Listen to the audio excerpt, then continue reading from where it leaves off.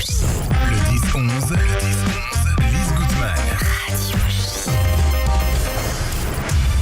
Radio J. Les rendez-vous du mage. Sophie Andrieux, bonjour. Bonjour Lise Gutmann. Alors, chère Sophie, je rappelle que vous dirigez la programmation de l'auditorium du Mage et encore beaucoup d'autres choses, que donc on va revenir sur un très beau concert qui a eu lieu il y a quelques jours, presque quelques heures, avant-hier, dans le cadre du Sacré Sound Festival. C'est le concert d'Abaté Beiroun. Qu'est-ce qui s'est passé et comment ça s'est passé? Même si mon petit doigt m'en a dit beaucoup de bien. Je vous laisse la parole. Oui, j'avais envie, Lise, de revenir sur cette très belle soirée organisée avec le Sacré Sound Festival. Ça fait maintenant 3 ans qu'on propose un concert dans le cadre de ce festival qui est créé par Laurence Aziza, que vous avez reçu plusieurs fois sur cette antenne. Oui. Et c'est un festival dont l'identité est très particulière, qui mélange des musiques de différentes origines religieuses, notamment, ou de différentes influences. Et hommage, on a eu le plaisir et l'honneur de recevoir Abaté Beiroun, qui est un saxophoniste légendaire, israélien, mais d'origine éthiopienne, qui est né à Addis Abeba et qui ensuite donc a fait toute sa carrière de musicien en Israël. Et c'est la première fois qu'il jouait donc avec son quatuor en France. Donc on était d'autant plus honorés. Il était avec Omri Mor au piano. Pour les spécialistes de jazz, Omri Mor, on le connaît, vous le connaissez, avec David Mikaeli à la basse et Nitzan Birnbaum à la batterie, et lui donc bien sûr au saxo et au chant. Je propose qu'on l'écoute 10 très bien, secondes. Très bonne idée.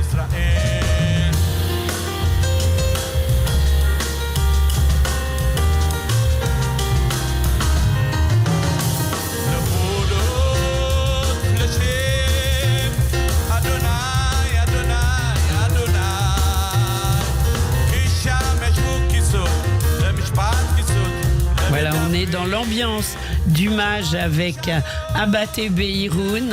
Oui, c'était vraiment une soirée à la croisée du jazz et des musiques du monde, extrêmement planante à l'auditorium du Mage. Et je remercie une fois encore Laurence Aziza de nous permettre de tels concerts et de participer à son festival. Voilà, donc magnifique. Et alors, il y a pour ceux qui n'ont pas pu être au concert, c'était aussi pour célébrer la sortie de son album Adisken Project, qui est en vente à la librairie du Mage. Donc surtout, n'hésitez pas, ça vous permettra ainsi de découvrir et d'être accompagné dans ces mois d'été par cette musique magnifique.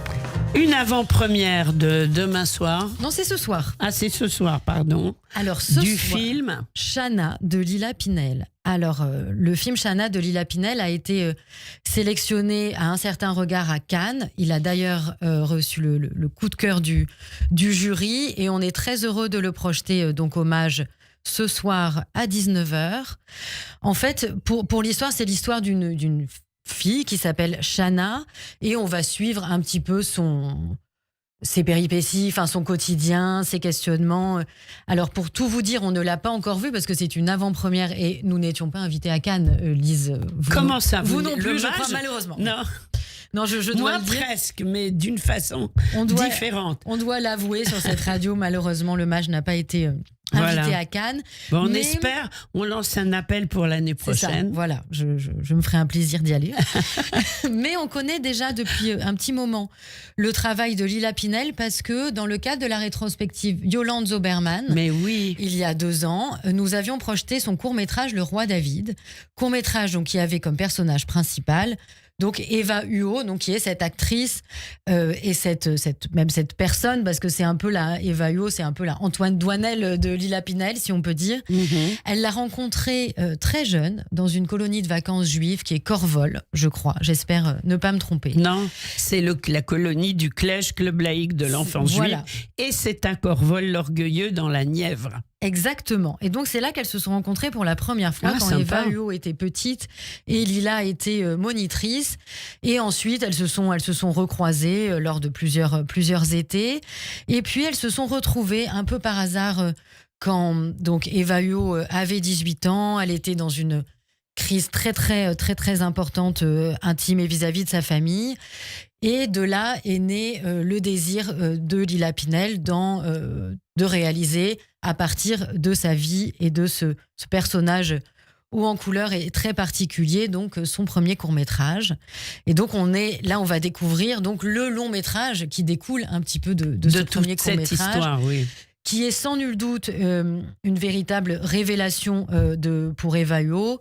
Et voilà, on va découvrir Alors, ça c'est ce soir. Donc, il reste quelques places. Donc À quelle heure? pas. À quelle heure? C'est à 19h. Voilà, donc à ne pas rater le film Shanna de Lila Pinel et donc Ça présenté à la quinzaine des cinéastes le mois dernier, et elle sera là pour Voilà, elle parler sera là et pour échanger avec le public. Voilà, donc très important. Une autre rencontre, cette fois-ci, autour de Grete Weil, le 17 juin. Oui, alors on a plusieurs rencontres encore la semaine prochaine, dont celle-ci dont j'avais envie de vous parler. Attention, c'est la dernière semaine de programmation de l'auditorium la semaine prochaine, donc venez, prenez des réserves parce qu'après nous fermons...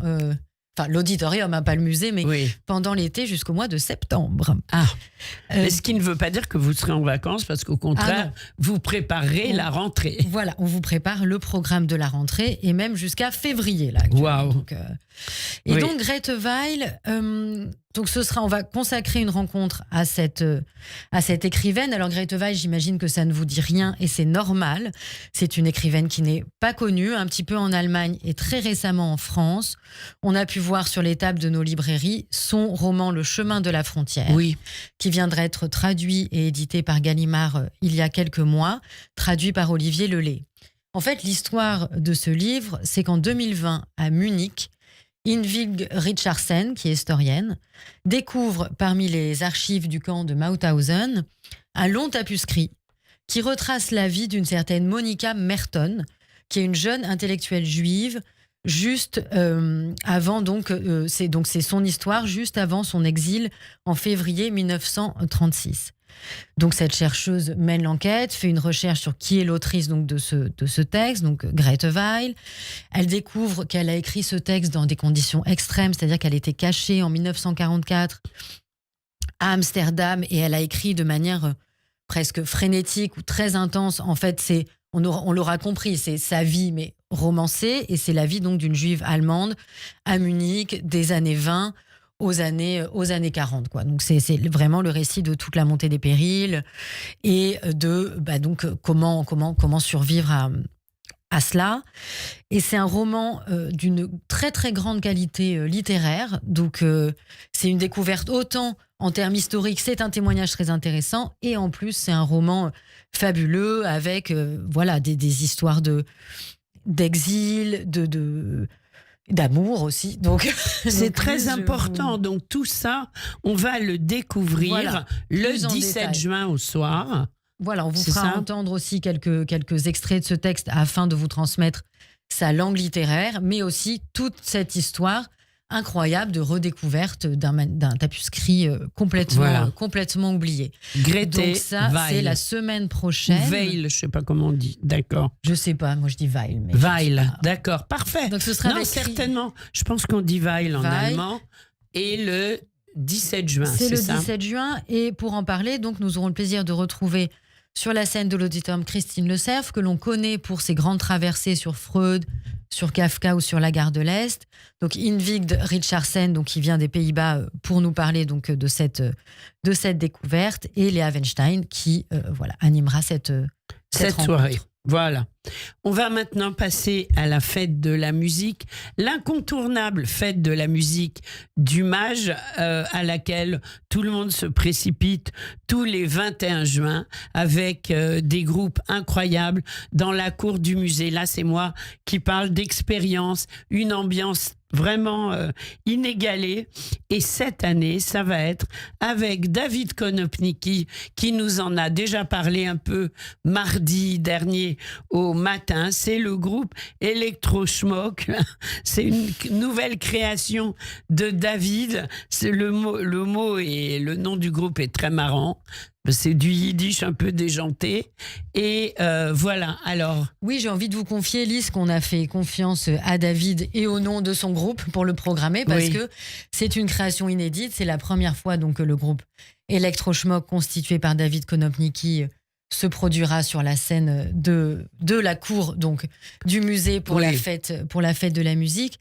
Oui, ça fait depuis l'ouverture du musée que chaque été, que chaque premier jour de l'été, on monte une grande scène, on met une sonorisation, des lumières, et on accueille. Donc on propose un concert et on accueille le public qui peut aller dans la soirée jusqu'à 1500, 2000 personnes. Alors, pas tout le monde en même temps dans la cour. Hein. Non, bien Mais, sûr. on sait bien qu'il y a un, Il y a un voilà, roulement. du passage, il y a Il y a un roulement.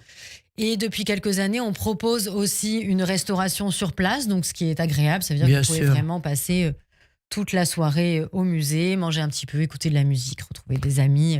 Danser, Et donc, chanter, on a hâte voilà. de découvrir cette nouvelle Mais création. oui. Donc, il y a un mélange de répertoire klezmer, de répertoire judéo-arabe à la sauce électro.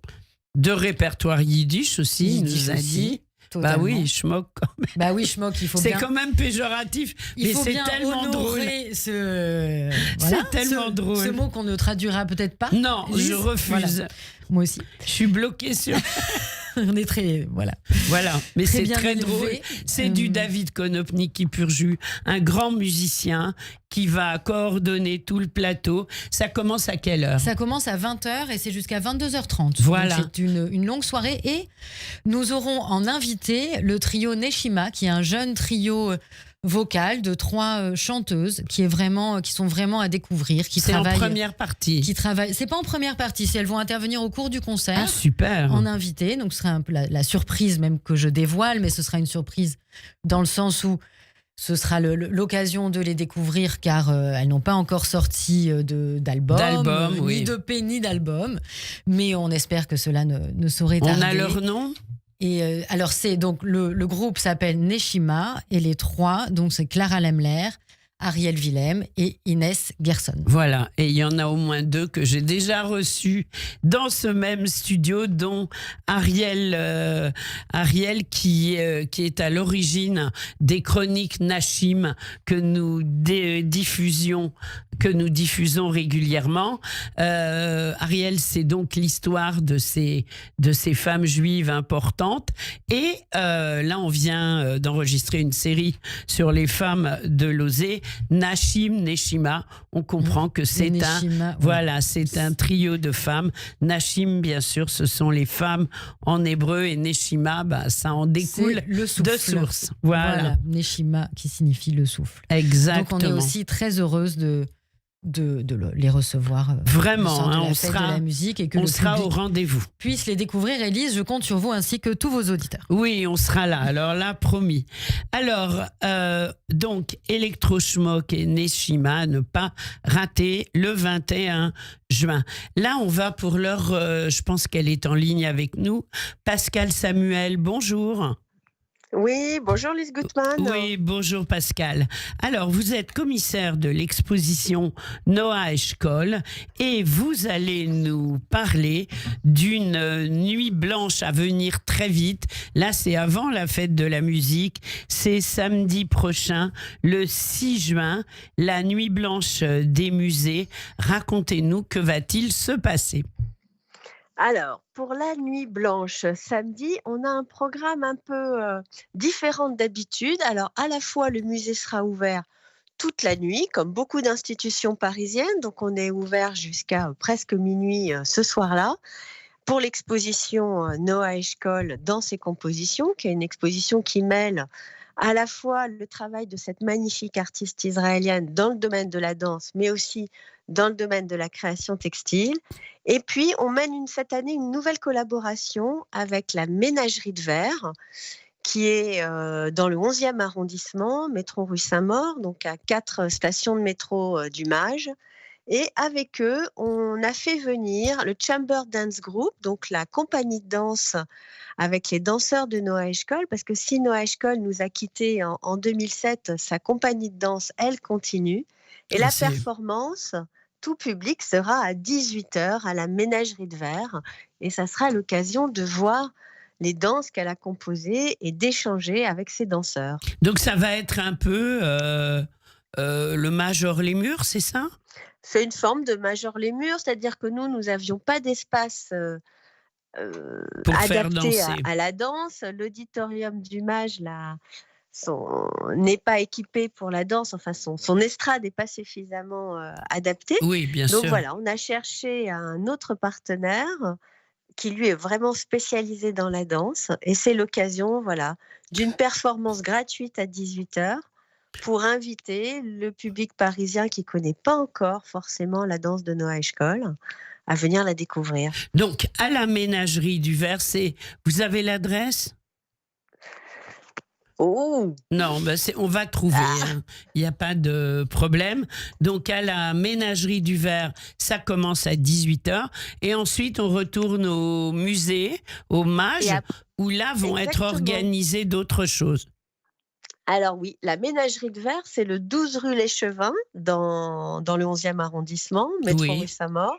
Et donc, c'est à 4 stations de métro du Mage. Donc, on peut commencer la soirée à la ménagerie de Verre à 18h. La performance dure 1 heure. Et ensuite, on peut se diriger au Mage pour compléter, on va dire, cette soirée, mieux découvrir le travail de Noah Eshkol et notamment ses créations textiles, donc avec du tissu. Et puis, là, le musée est ouvert et l'exposition est gratuite. Et on peut voir aussi l'expo permanente? Non, ce sera autour de l'exposition temporaire ce samedi pour la Nuit Blanche. D'accord. Donc, l'occasion d'une découverte d'une artiste israélienne. Magnifique. Donc, à ne rater sous aucun prétexte, bien entendu. Merci beaucoup d'avoir été avec nous, Pascal Samuel. Alors, on va redonner la parole à Sophie Andrieux. Pascal, on vous retrouve dans toutes les activités. Merci, au revoir. Ah, apparemment, elle est déjà partie. Ça, faut dire, ça occupe beaucoup toute cette organisation. Alors, beaucoup d'activités au musée. On continue évidemment avec les ateliers pour enfants. Oui, Et surtout qu'il y aura pendant l'été, c'est au tout début des vacances scolaires, une proposition d'activités, d'ateliers pour enfants, pour ceux qui ne partent pas tout de suite en vacances ou en colonie. Ouais, c'est bien, c'est une belle idée. Bref, ça n'arrête pas. C'est une Non, ruche. ça n'arrête pas. Et même pendant l'été, profitez-en pour revenir, pour prendre un petit café ou un petit thé dans la cour, retourner dans la collection permanente où il y a toujours des nouveaux accrochages. Bien sûr. Et on en avait parlé notamment des œuvres de l'École de Paris et Soutine, donc peintre que j'apprécie énormément. Il y a aussi donc l'exposition Jim Detterbeck dans les foyers de l'auditorium. Voilà. Et puis notre librairie qui va recevoir en plus à partir de mi-août la rentrée littéraire, donc que vous pourrez découvrir déjà sur la table de notre librairie. La librairie, quand j'y suis, je suis comme un serpent qui file entre les livres pour pas craquer, parce que si je m'écoutais, je crois que je repartirais à chaque fois avec 10 livres sous le bras. Il faut vous écouter, Lise. Et en plus, quand on est amis du musée, on a une réduction à la librairie, ce qui est très rare de pouvoir avoir une réduction sur des livres, sur des objets.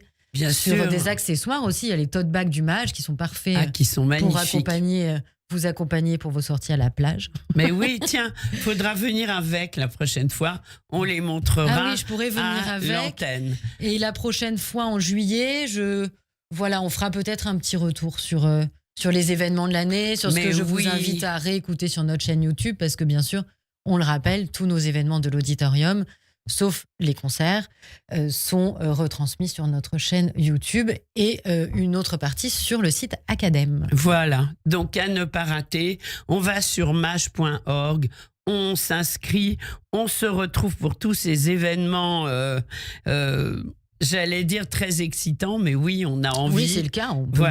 On a envie. Moi, je serai là pour la fête de la musique, pour Electro-Schmock. Allez, on va danser ensemble, Lise. Voilà, on va danser ensemble et on vous y attend tous dès 20h. Alors, merci d'avoir été avec nous, chère Sophie Andrieux. Merci Lise à Gutmann. Pascal Samuel, à toute l'équipe du Mage. On se retrouve très vite sur Radio J. Et là, on finit en musique avec Addis Ken, One for Roy. Voilà. Super.